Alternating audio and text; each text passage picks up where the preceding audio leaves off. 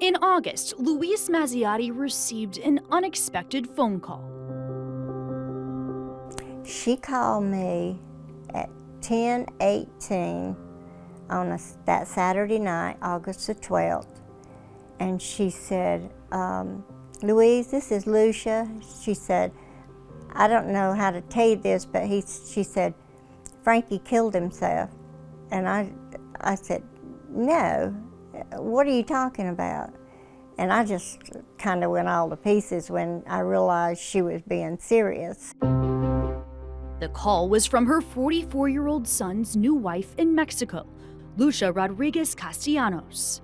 Frank and Lucia got married a year earlier after meeting on an app called Clubhouse. I know he loved languages, and he spoke Spanish fluently and French and Italian, and so he loved to talk to people in different languages. So he got on that app and met Lucia, and it was like a fast romance. He divorced his wife of 11 years, paused his local business, sold his home, and made plans to move to Lucia's town in Mexico.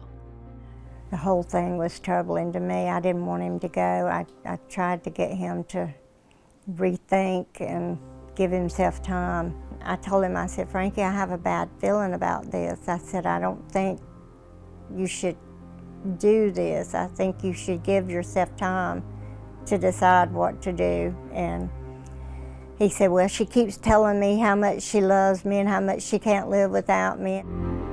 He's my brother. I helped raise him. Frank's brother, Michael Godfrey, says he believes his brother went to Mexico for love. He was looking for somebody to love him. He went down there for love, and he ended up being killed. As the family tried to make plans to go to Mexico to bury him, the U.S. Embassy urged them not to come. It was just way too dangerous for Americans to come there now because a lot of Americans were missing at this point. The U.S. State Department classifies the area where Frank died as a do-not-travel-to place, citing crime and kidnapping risks. I would have went there if I could have, but they told us not to. Not only could the family not go to Mexico, they learned Frank's body had already been cremated, despite a law that should have prevented exactly that. It's just something that I feel like I've been in a nightmare. I just can't believe it. The details of Frank's death continue to prove difficult to track down. The U.S. consulate in Matamoros reports the prosecutor's office in Mexico concluded his death was a suicide. They cite findings of chemicals on his right hand showing it had been used to discharge a firearm and an entrance wound on the right side of his head. However, the consular report of death abroad lists Frank's death as an accidental or violent death.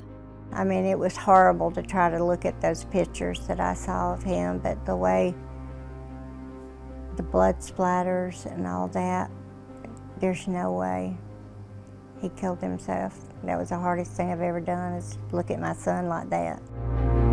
I think he was led to believe something that wasn't really true to the heart. While the mystery into how he died may never be solved, the family believes Frank is the victim of a romance scam. They hope Frank's story is a reminder to be cautious of who you meet online. It's a type of scam that the U.S. State Department told me is prevalent in Mexico.